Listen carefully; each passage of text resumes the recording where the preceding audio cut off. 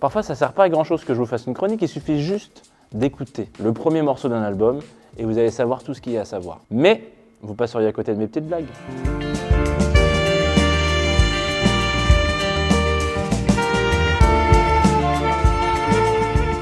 Adrien Soleiman, c'est peut-être un nom qui vous dit quelque chose. Grand monsieur, assez costaud, saxophone comme ça au cou, souvent sur scène avec des grands noms de la pop. Bon, si ça vous dit rien, c'est pas très grave parce qu'aujourd'hui on va parler de Bell Jazz Club. C'est lui, mais c'est pas vraiment lui. Si on regarde d'une certaine façon ce qui se passe dans le jazz aujourd'hui, il y a un jazz qui veut pas jouer avec les gens de la pop, il y a un jazz qui veut pas jouer si c'est pas des classiques, il y a un jazz qui a peut-être oublié que la base de la musique c'est quand même de se partager. Alors fort heureusement pour nous, dans son projet Bell Jazz Club, Adrien Soleiman, il a mis un peu tous les GPS à l'heure en disant « Je n'envisage pas la musique autrement que dans le partage ».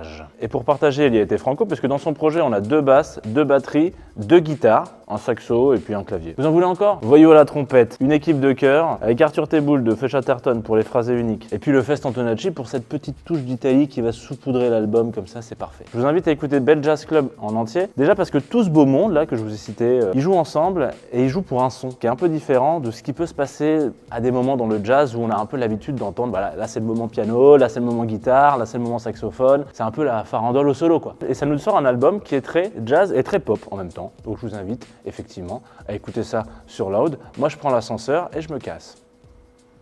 Ça marche pas du tout hein.